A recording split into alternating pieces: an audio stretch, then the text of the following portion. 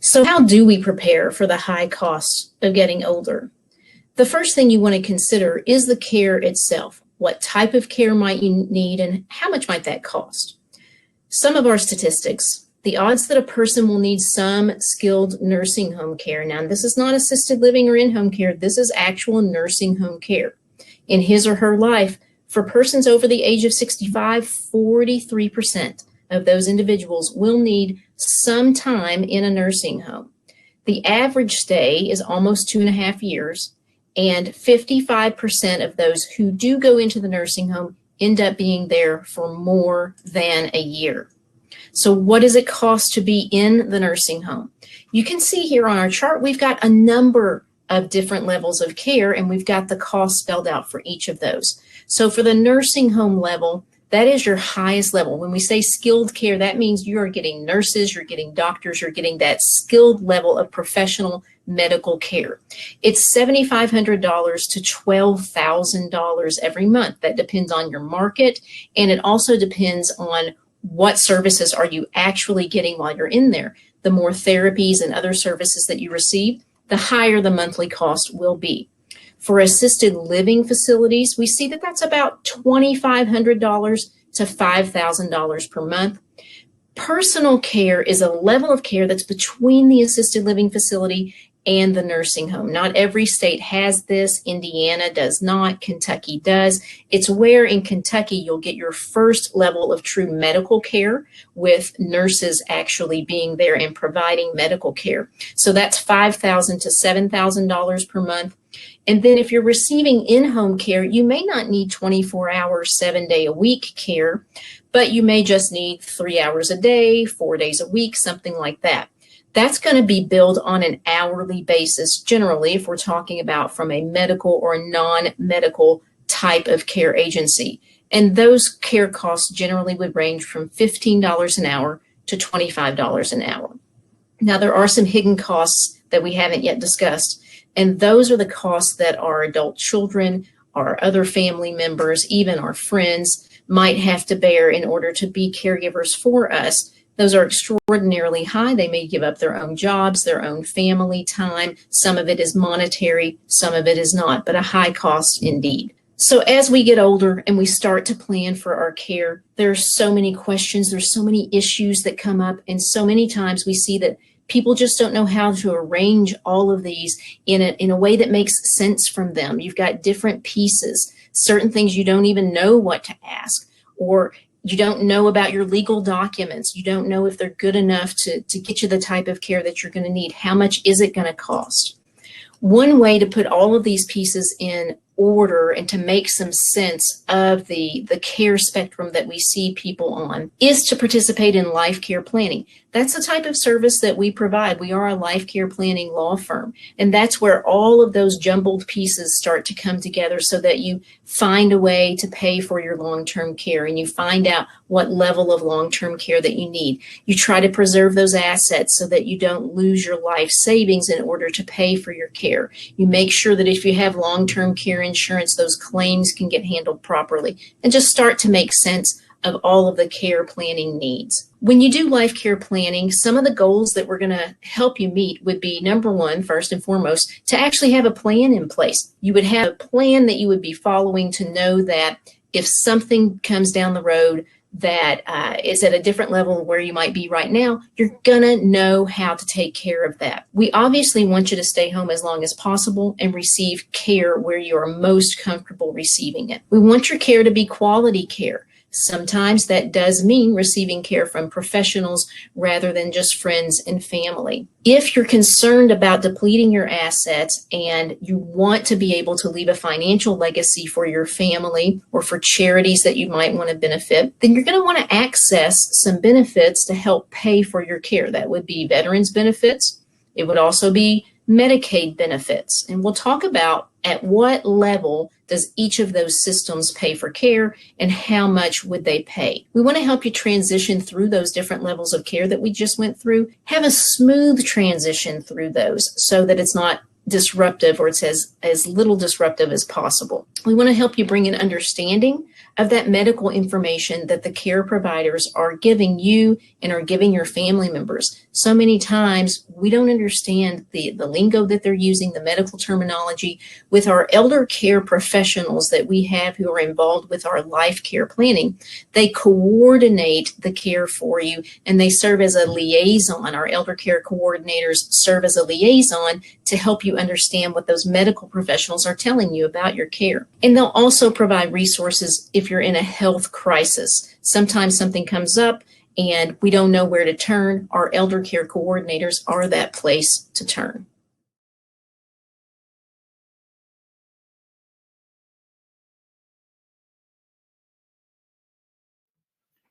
Advanced planning as it relates to documents. Documents are vitally important and crucial to the puzzle. So let's talk about the first poll. How important is it to keep your family from going to probate court? Is it very important? Avoid probate if at all possible. Somewhat important. Not important at all. Or I think it would be best for the court to be involved.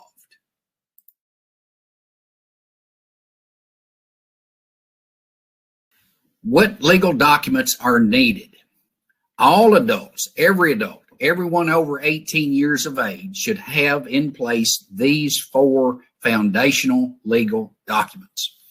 The first is the durable power of attorney, who can handle your financial affairs if you're not able to do so. An up-to-date will, who gets your things when you pass.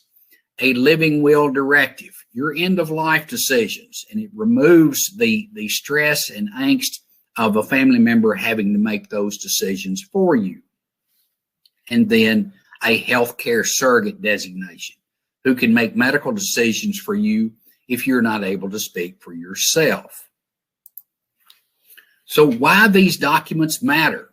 If you do not have the right documents in place with the right language, so again, just because you have a document, it may not be sufficient. All powers of attorney especially are not created equally. So an elder law attorney will have many provisions in a power of attorney document that other attorneys won't have in there. So the document is so important. It's vitally important, because if you're in the hospital or you're in a nursing facility and someone needs to protect your home or protect your money, you need to have the right legal document in place to do that. Having a well-drafted power of attorney document can also help you avoid having to go through guardianship. Guardianship means there's a court trial. It takes away all of your legal rights. And sometimes, if no one else is qualified or able, the state becomes your guardian. So you want to try to avoid that as much as possible. And also, these documents can simplify things after you pass. So when should the documents be done? Now. They should be done now. You can't predict when you may have a stroke, a car accident, a motor vehicle accident, a heart attack. For some people that have dementia or Alzheimer's, cognition can decline quickly and then be unable to sign legal documents. So you want to get them in place now. I often tell people you can't buy fire insurance when your house is on fire. So getting these legal documents in place before they're an absolute necessity is vitally important. So the documents themselves. The first we'll talk about is this durable power of attorney. It's who can handle your financial affairs, all right?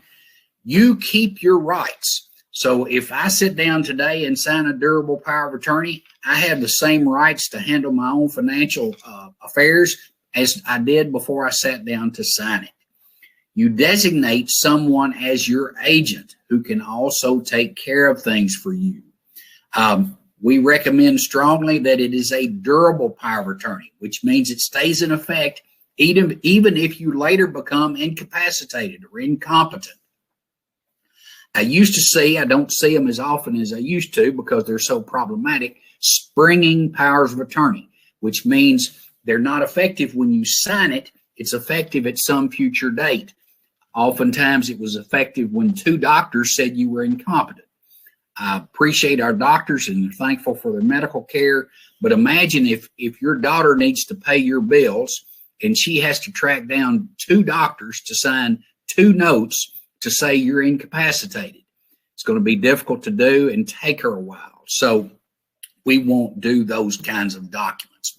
We want these documents to be very effective for the families. A power of attorney document ends when you pass or if you sign a written revocation of that document. So our recommendation is you name one person to act on your behalf as your power of attorney and then name an alternate. The attorneys at Kentucky Elder Law have had their own family experiences, and we bring those to bear in our practice. A lot of people think, well, I've named my daughter Susie as power of attorney. That's going to be fine.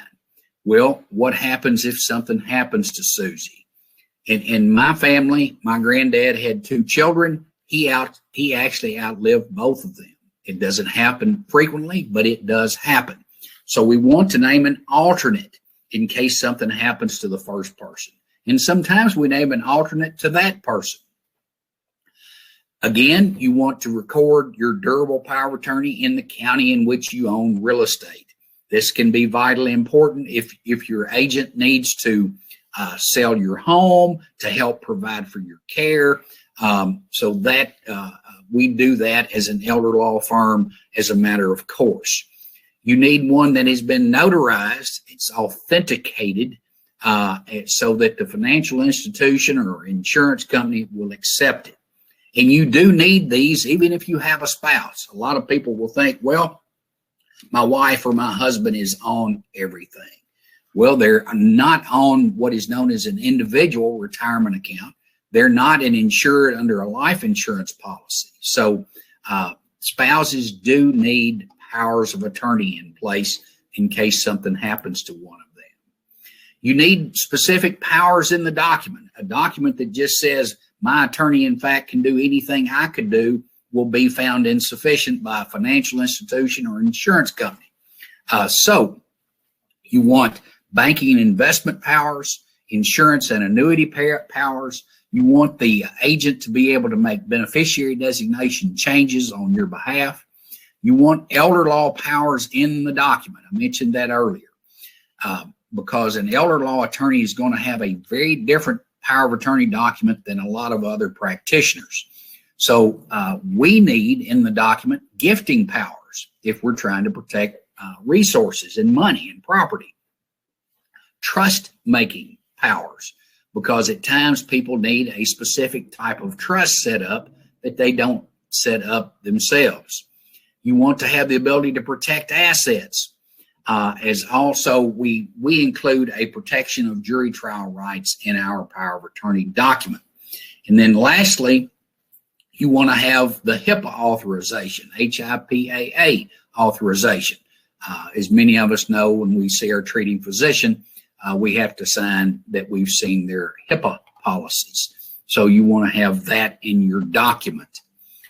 Next document we'll talk about is the living will directive, our end-of-life decisions. If you make this document out, you will help your family avoid the anguish of having to make these end-of-life decisions for you. It gives you the opportunity to say, I do not wish to be placed on machines or have a feeding tube if I'm in the active process of dying. So it allows people to make those decisions ahead of time. You want a living will that matches Kentucky law. Very frequently, the other documents will transition from one state to the other without a problem. This document is very state specific, set up under a statute. So you want a living will directive that matches Kentucky law.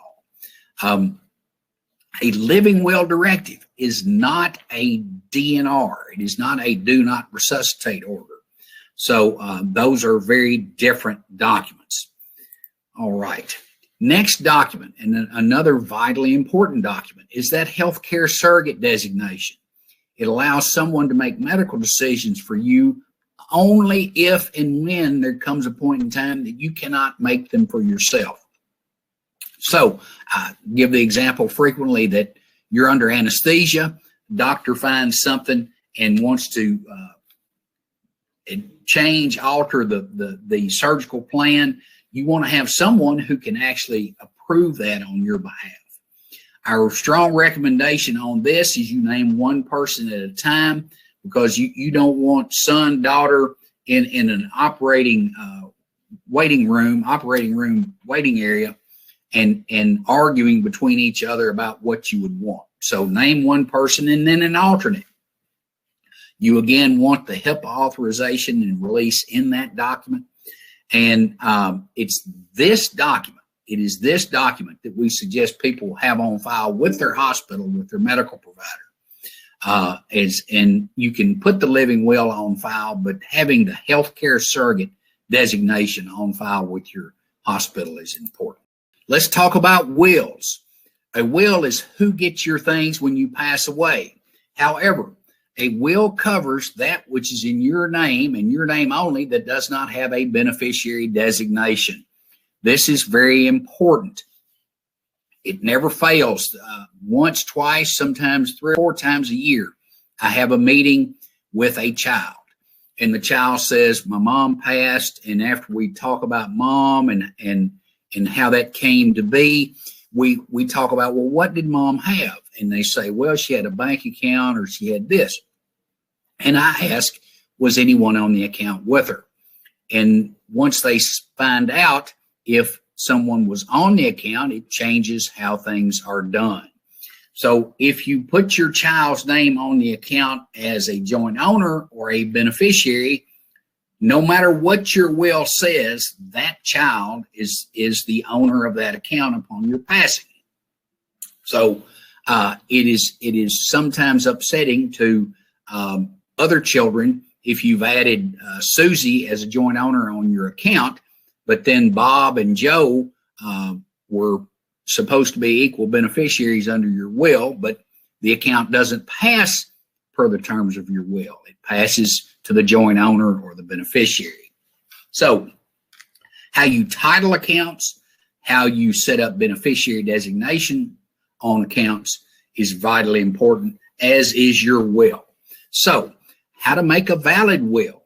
You want to name a personal representative. Oftentimes that was referred to in the past as executor if it were male, or executrix if it were female. So in our practice, with the term and common designation of personal representative, because that's actually what the person is, and it's gender neutral.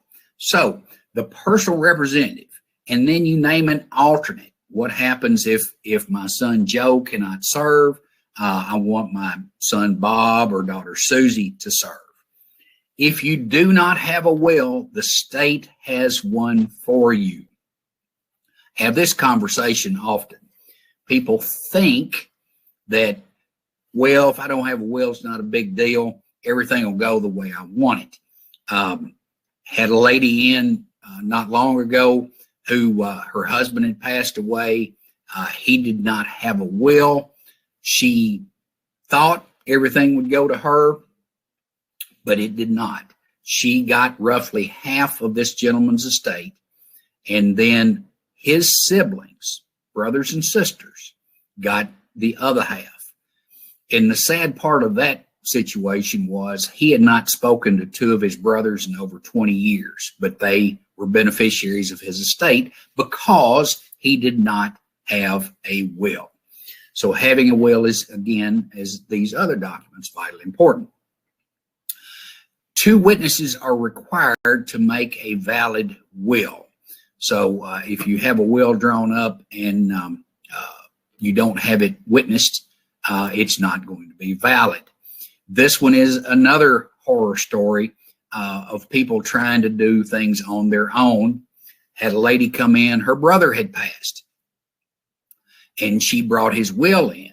She was the sole beneficiary under his will. I looked at the will, and the problem with the will is that the beneficiary had served as a witness. Her brother did not like lawyers, so he wanted to save a few $100s and draft his own will. He had his sole beneficiary serve as the witness, and her husband was the other witness. What that means under Kentucky law is that the person named as the beneficiary could only receive that which he would receive if he had no will. Under the law, because he had children that he did not want to leave anything to, they would actually get his estate if he had no will. So therefore, she got nothing. That estate was $400,000. Had a lawyer drafted the will and made it valid, she would have received $400,000. Because a lawyer did not do it, it was done on his own, she received zero. We do recommend a will be notarized. That way you do not have to have someone come to court to testify about the signing of the will. And oftentimes when someone is 30, 40, 50, they get a will in place and they leave to each other, husband and wife. If you're young and healthy, that's fantastic. But what if someone is in a care facility and the other spouse is at home? Is it still a good idea to have a will that leaves to the spouse who's in a facility or a care community? No, that does not work well. Here's what happens. Every year I will see several children who come in and say, my dad was in a nursing facility on Medicaid, and now they tell me that he's no longer eligible. And I say, well, did your mom just pass? And they say, well, how did you know that? And I said, well, it happens that people come in and they still have a house that was held jointly, or they have a will that left to the spouse that's in a nursing facility. So we want to review these documents. As life events change, these documents need to be changed. So seeing an elder law attorney for that is vitally important.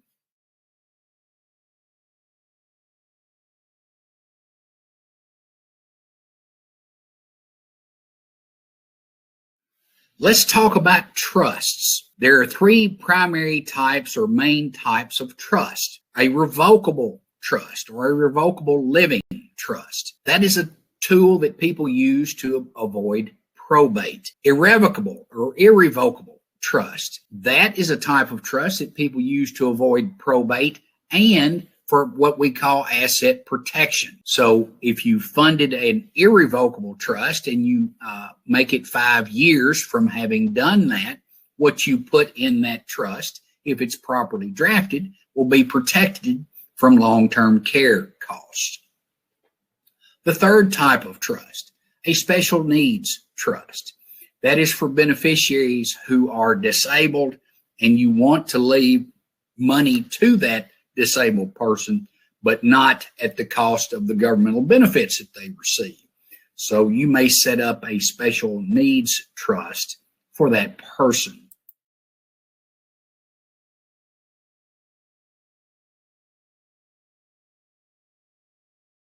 Advanced planning, the financial piece. First poll, where would you like to receive care? So on this poll, your options are going to be first,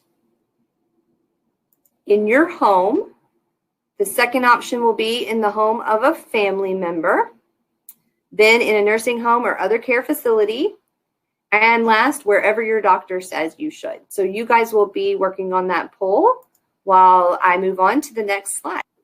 Our goals of life care planning are always to have a plan. That includes this financial piece. So we talked about stay at home as long as possible, receive that quality care, access our benefits. But we have to find the way to pay for it. And that is the financial piece. Levels of care, just a brief, rundown of all of these. Starting at home, we have medical and non-medical. So that, somebody tending to a wound or providing shots or other medical treatments are going to be medical home care. Most common is non-medical. That's really helping you deal with your activities of daily living, like feeding yourself, dressing yourself, bathing yourself, those. Independent living, that's where my parents are. They provide your meals, laundry a lot of times, housekeeping, and sometimes you can get further assistance with some of those activities of daily living. Assisted living is all of that, plus you are getting assistance. Personal care, all of that, plus medications, and there are usually full-time nurses involved with personal care. And then skilled nursing care, that's what we think of as the nursing home, or when I was growing up, we called it the rest home. Memory care, just so you know, can be located in 3 different areas: in assisted living, personal care, or in the nursing home. So memory care just means they have a special emphasis training on dementias and related disorders and how to best care for those individuals.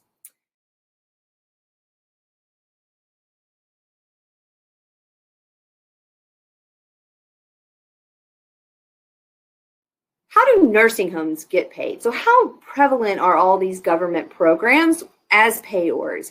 I always think this is very interesting to look at. So this is from the Kaiser Family Foundation. This is looking like a cross-section of individuals in skilled nursing care. That's that highest level of care in Kentucky right now. 68% Medicaid is paying for it. So Medicaid is the major payor. 12% is Medicare. That's going to be rehab. I'll talk about that in a second. And 20% is private pay. When it comes to skilled nursing, Medicare will pay for 20 days in full if you have been in the hospital for 3 consecutive admitted midnights and you get a discharge that is rehabilitative in nature. What does that mean? It means you have to be in the hospital at least 3 nights, but you have to be an admitted patient. Could you be in the hospital on the 4th floor, eat their food, see the doctor, not be admitted? Yes, you could be under observation status. So you want to make sure, as the advocate for someone, or if you are in the hospital, you want to make sure that you have been admitted so you can qualify for this benefit. Medicare can even give you another 80 days after the first 20, so that total time period of 100. But there is a copay on the 80-day period, and that copay is pretty high, $185.50 a day. Long-term care insurance, you didn't see a big sliver of people paying with this benefit. It is great. It's just a lot of people don't have it. If you are young and healthy and you are watching this, you should consider it. We do believe it opens up more options for people who are going through the long-term care continuum. That means going from needing very little care to needing more. There are different types. Partnership program helps accelerate or give you a higher Medicaid eligibility when you buy that type of coverage. A hybrid life insurance policy is really life insurance, but it has a long-term care rider on that. Underwriting is easier, and if you never use it, your family will get a death benefit. So that use it or lose it that existed in the old policies, that is not here in those new ones. But your agent, an insurance agent, we don't sell insurance here, but an insurance agent that sells these type of policies should be able to look at your assets, your income, and figure out what would be the best fit for you. The major payor for long-term care is Medicaid. So Medicaid comes in and will help pay in partnership with an individual for their nursing home. And I say that because we'll see here in a minute, even a person in skilled nursing care on Medicaid is still going to be contributing their monthly income, or a good portion of it, to the cost of their care. Medicaid is a joint federal and state program. So it is in, partnership between the federal government and Kentucky, or the federal government and Indiana. What rules apply to you depends on where your facility is located. So could you live in Indiana your whole life, come across the river and be in a skilled nursing facility in Kentucky and be Kentucky Medicaid? The answer is yes, you would be, because it's based on where that facility is located. Is Medicaid an easy program to work with? It can be very difficult. At times, the rules are all regulation-based. It is a little bit like the IRS in the sense that a lot of regs, a lot of policy interpretations. And that's why it's nice. We have 3 full-time Medicaid paralegals. That is all they do, is deal with the Medicaid office, making those applications and making sure everything goes the way it should for our clients. So here's our next poll. how much of your assets would you like to protect from long-term care costs? So the options are all of them. I would be comfortable spending 20% of my assets on my care. I don't mind spending 50% of my assets for my care, or I would rather spend all of my assets for myself before I get any help paying for care. So let's see how you guys feel. Just go ahead and enter your results there while we have the beginning of our discussion.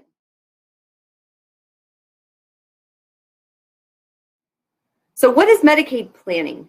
Medicaid planning is the way we preserve and protect some of the hard-earned assets of a nursing home resident, their spouse, we call that the community spouse, if they're not also living in the nursing home.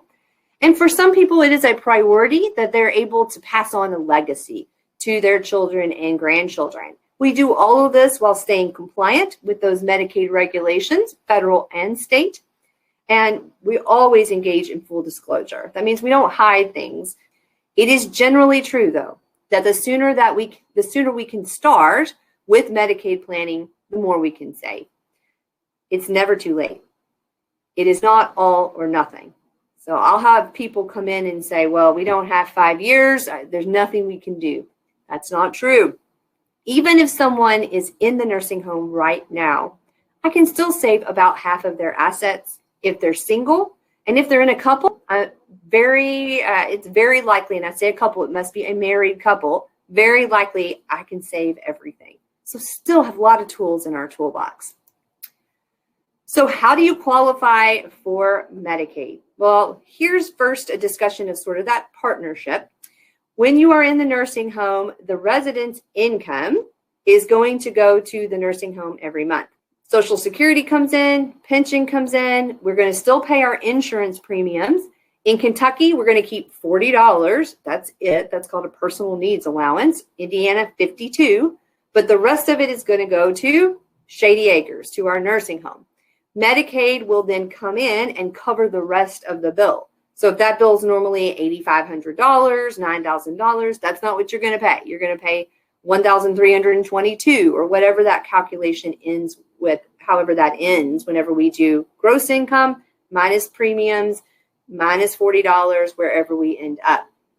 In Kentucky, remember, Medicaid is only for skilled nursing care and home care. That's it. This big gap there in the middle, right? You don't hear me say assisted living or personal care. Good news is in Indiana, we do have an assisted living benefit. Just don't have that in Kentucky. So what we need, what level of care, could also determine where we are. If we're in a place where we could go on either side of the river, we'll be considering all those options. In Kentucky, you have to need skilled nursing care. So that could be at home, that could be in the nursing home, but it's help with our activities of daily living, at least 2 of them: eating, dressing, bathing, toileting or continence, transferring, walking, or due to cognitive issues, we need a protective environment. And then you must meet Medicaid's financial requirements. Medicaid is going to look at what assets a person has. We use the word resources in the Medicaid world. So assets equals resources. So you may hear me say resources because that's just sort of our lingo, but it includes all these things: bank accounts, CDs, cash surrender value of life insurance policies. A lot of people don't think of that. Vehicles, cash surrender value of annuities, the assets that are in revocable living trust. An irrevocable trust, if it's not drafted properly, can be a problem. So if you have an irrevocable trust, but you can still get to the assets, it's all going to be available. Real estate, stocks, bonds, lost due payments, inheritances, business interests, retirement accounts, they're going to consider these, and Medicaid is going to determine how many of these assets or resources are countable, meaning at risk, how many are going to be exempt or protected, meaning you don't have to liquidate them, you don't have to sell them before you qualify for Medicaid eligibility. There are 2 sets of rules in the Medicaid world. One of them is for people who are married, but they have a community spouse. So they're married, but they have a spouse who is living somewhere else, not in the nursing home with them. Could live at home. That's the most common scenario. They could be in assisted living themselves. They could be living with one of the kids. They could, live at the Brown Hotel. They can live wherever they want. They're just not also in the nursing home. The other group are our single people. Most common group probably is those that I have that are widowed, but I have some that are divorced, some that never married. But also married people, if both are in the nursing home at the same time, they're also going to be considered single. What assets are protected or exempt?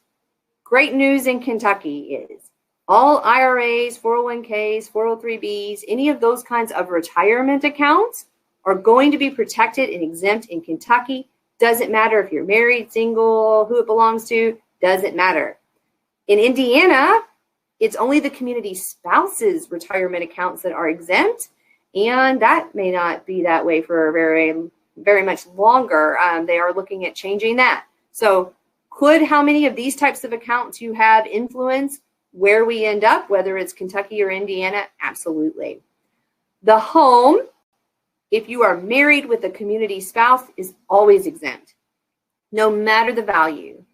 So if you're married with a community spouse, that community spouse will never have to sell their home to pay for your care or draw out the equity or anything of that sort. What if you're single? This is very different. In single, you have 6 months to sell the house and then start spending down those proceeds. In Indiana, if you're single, you got to get it on the market immediately. Vehicles, that community spouse can have a vehicle of any value.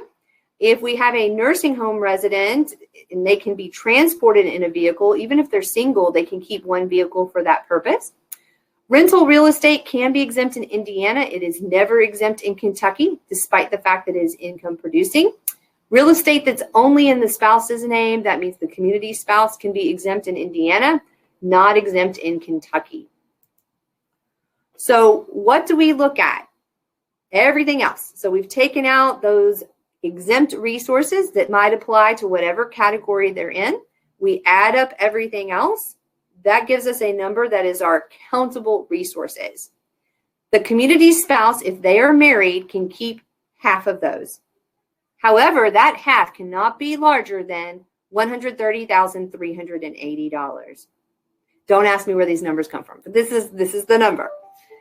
If that amount is less than, that half is less than $26,076, they'll keep $26,076. Look at all the assets that the couple may have. We take out the house. We take out the IRAs in those accounts. We take out a vehicle of any value. We add up all the rest of the countable resources. We divide it in half.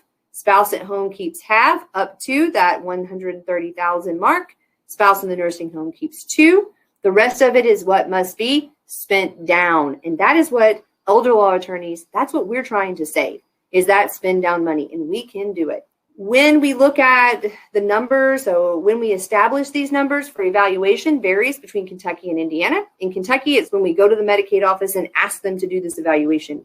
In Indiana, they will just go automatically back to when the person was first in the nursing home and look at the numbers as of that date.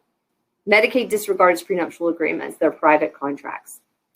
So that was the situation with married. What about single? Single, everything must be spent down until we are below $2,000. So you spend down, take out your exempt resources, which for a single person is really just the IRAs, one vehicle if it can transport you for medical treatment, and everything else must be spent down.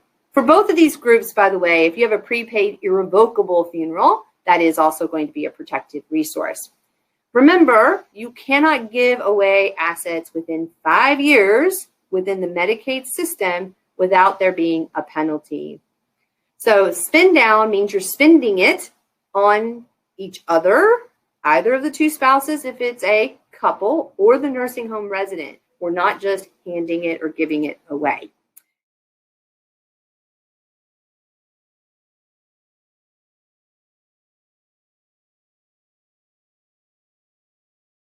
Here are a few examples of resource assessments and determining the spend down amount for couples. So let's look at these quickly. This couple had a home, an IRA, 2 cars, a savings account, a few CDs, some life insurance, and some lake property. When we looked at all those assets and we removed the exempt resources, we would remove the home of any value, the IRA account, and one vehicle for the community spouse. We added up everything else. That came to $180,000. You divide that in half. Spouse at home keeps half. That's our community spouse resource allowance. She keeps $90,000. The nursing home resident keeps $2,000, which means we need to spend down $88,000. As elder law attorneys, that's the money we can save, and I can do that. I can save all $88,000 of that amount for that spouse who's still at home. This is an example with the cap. All we did here was bump up the amount they had in their savings account to give you an example here. So we've removed the home, the IRA, and the vehicle again as exempt. Our countables, though, are now $280,000. When you divide that in half, it would be $140,000. Well, $140,000 is above our cap, so instead we are stuck with $130,380 that spouse can keep. The nursing home resident can keep $2,000, and now we need to spend down almost $150,000, $149,620. What do we do there? Can we still do it? Absolutely. I can still save all that money for that community spouse. Timing can be important. So when we're doing planning, we want to look at making sure we're doing all the right steps, but also in the right order. This is just a very simple example to show you. This is a Kentucky example where timing can be very important for us. Couple one does everything right. They have $100,000 in resources. They come see us. We go get a resource assessment. Spouse at home gets to keep $50,000. She needs to spend down the other $48,000 to $50,000. So she spends $20,000 on 2 funerals. So her remaining spend down amount is only $30,000. Couple two had the same amount of assets, but instead of coming to see us, they heard from somebody at the barbershop that you need to go spend money. So they went and bought the funerals. Then we go get the resource assessment once they finally come in to see us, but now they only have $80,000. If you divide that in half, spouse at home keeps $40,000 and the 2 funerals, but now they have to still spend down another $40,000. So we've lost $10,000 in this scenario just by doing things in the wrong order. So it's very easy to make these kinds of mistakes, and they can be very costly. So having guidance and a plan is essential. What about income? Now, we've talked about how it works with the nursing home resident's income, but let's talk about the community spouse. The community spouse gets to keep all of their own income, all of it. Even if it's $5,000 a month, they keep all of it. However, if their gross income is less than $2,155 per month, then they get to keep as much of the nursing home resident's income as they need to bring them up to that amount. Now, are they going to get rich on $2,155 a month? No, they are not, but it does help make it something that they can sustain themselves on. It is a little bit better than being stuck with $700 of Social Security if they happen to have not been the wage earner earlier in their lives.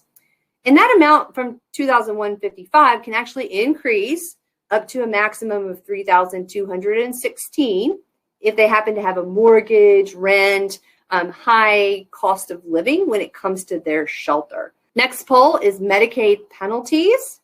So looking at that poll, the question is, which of these will Medicaid penalize? It gives us the choice of A, gifts approved by the IRS, that means $15,000 or less. B, donations to churches. C, adding a child's name to your bank account. D is A and B, or E can be all of the above. All right, I'll give you guys a little while to work on that poll while we talk about Medicaid penalties. Medicaid penalties is an issue we get asked about a lot. It's that 5-year look back, so a lot of questions about that. What it really means is that from the time that we apply for Medicaid for a person, Medicaid will look back 5 years to see what they have done with their assets. They are looking for transfers for less than fair market value. What Medicaid does is they look back through 5 years. They see how many assets you have transferred for less than fair market value. They add them all together. They divide them by a number. In Kentucky, our number is 6,067. Indiana, 6,681.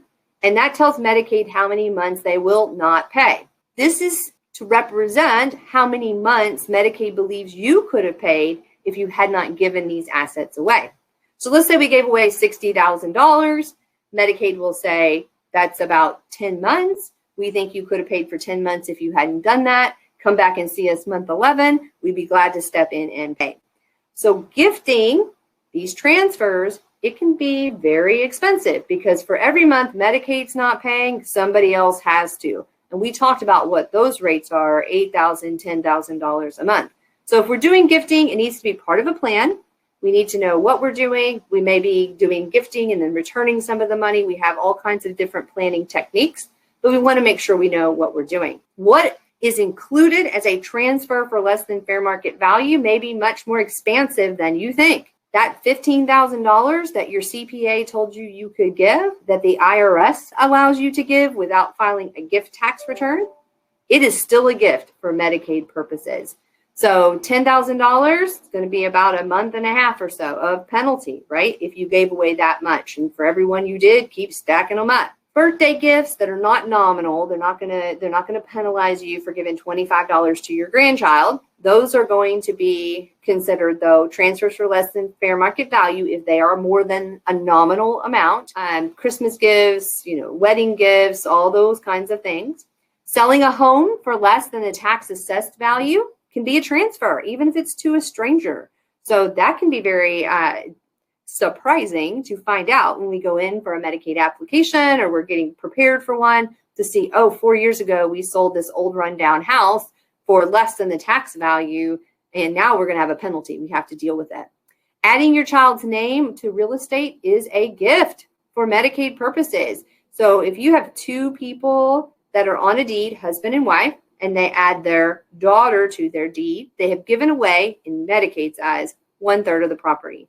If they add their, two daughters, they gave away half of the property because Medicaid will allocate it equally to each person.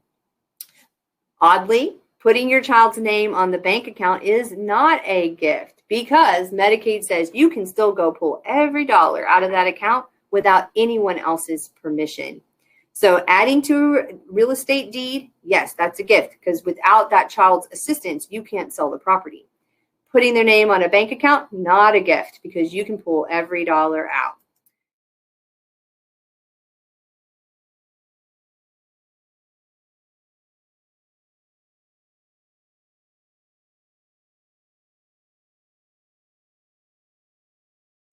There are two systems that can help pay for long-term care. Medicaid can help pay at home, in assisted living in Indiana, or in the nursing home on either side of the river. But the other system that can help pay is the veteran system. There are two main types of veterans benefits that we deal with as elder law attorneys. There would be disability compensation that would be service connected, having to do with an injury or illness that resulted from someone's service or that was made worse because of their service. And then there would be what's called non-service connected pension benefits. Those are really the ones that we deal with as elder law attorneys on a more regular basis. There are three types of pension. There's basic level of pension, there's housebound level of pension, and then the benefit that we try to attain most often is the aid and attendance benefit. So we want to talk about those. What are they worth and how do we qualify for them? As this chart shows, for the year 2021, we do have maximum monthly rates for each of those levels of pension benefits that the VA has set. So for the basic pension level, that's our lowest level, for a single veteran, he can get or she can get up to $1,160 of tax-free money at the basic pension level in pocket every month. For a veteran who's married, it's $1,520 per month. And for a surviving spouse, a widow or a widower of a veteran, it's $778 per month. Now, the middle level of pension, known as the housebound benefit, that is not when someone's bedbound, but when someone is not driving any longer, they've given up driving, they need help getting out of the house and to their appointments. For a single veteran, $1,418 per month is the most that they may receive at that level. For a married veteran, $1,778 per month. and then for a surviving spouse, $951 per month. That brings us to our highest level of pension benefit. It's the aid and attendance level. So we'll see that you have to meet financial criteria, care criteria, service criteria for this benefit. But for a single veteran, that can mean $1,936 per month tax-free in pocket to help pay for care. That is a lot of money that a lot of people, a lot of veterans don't even know is out there. For a married veteran, that rate is $2,295 per month. And then for a surviving spouse, so many people don't realize that there are surviving spouse benefits from the VA. That amount is $1,244 per month. For these pension benefits, any of those levels, whether it's basic or housebound or aid and attendance, you do have to meet a disability requirement, a service requirement, and then the financial requirements, which involve both income and assets. For disability, if the veteran is age 65 or older, or even if under age 65 but permanently and totally disabled, in a nursing home or receiving Social Security disability, you will meet that disability requirement. The service requirement, the veteran had to serve at least 90 consecutive days active duty, right? If it's after Vietnam, then we're talking about 24 months consecutive active duty. And at least one of those days must be during a wartime period. Their discharge had to be something that is other than dishonorable. It could be honorable, general, medical, but not dishonorable. So 90 days active duty if we're talking about Korea, World War II, or Vietnam, 1 day during a wartime period. Didn't have to be injured, didn't have to be in combat, didn't have to be on the front lines, didn't even have to be deployed. Just serve during those wartime periods. And then for the financial criteria, they must meet the income criteria and the asset criteria. What the VA is going to do is look at their gross income. And if it's a single veteran, it's just his. But if it's a married veteran, then it's the couple's gross household income. Each month, they'll deduct from that the unreimbursed out-of-pocket medical expenses. If that's what they're left with, if what they're left with is under those amounts that we saw on that chart before, then they'll be able to draw a benefit from the VA. They also do look at the assets. They can have their home, they can have a vehicle, they can have 1 acre in addition to their home. Beyond that, they can only have $130,773 in assets. That is the figure for 2021. If they have taken assets out of their name in order to qualify for this benefit, they had to do it before October the 18th of 2018. After that date, they will be subject to a 3-year look-back period, much like the 5-year look-back period for Medicaid. That is, if they've transferred assets and those assets would have brought them above that $130,773 figure, then for those assets that would have brought them above that, they will receive a penalty if they transferred those assets within 3 years of applying for the veteran's benefit. So how does a widow or a widower qualify for this benefit? Well, the surviving spouse, number one, had to be married to the veteran at the time of the veteran's death. They couldn't have been divorced, right? So they had to be married to the veteran, and then they have to have not remarried after the veteran's death. The surviving spouse could be any age. We don't have that 65 years old component to it. And the spouse must have met the service requirement, and the surviving spouse must still meet the financial criteria. When we're talking about the second and third levels of pension, the housebound and the aid and attendance, for housebound, you have to meet all of those basic pension requirements that we mentioned, and you have to give up driving, be housebound. For aid and attendance, in addition to the service requirement, the disability requirement, and the income and asset requirements, you have to meet a care requirement. So you have to need assistance. You have to need aid and attendance with at least one activity of daily living if you are at home and receiving your care, or with 2 of those activities if you're in a facility. Those activities would include help with dressing, with bathing, with feeding, which is not meal preparation, but actually feeding, with toileting or continence, and with transferring or adjusting a prosthesis. Here's an example of how that aid and attendance benefit would work. So here we have a couple.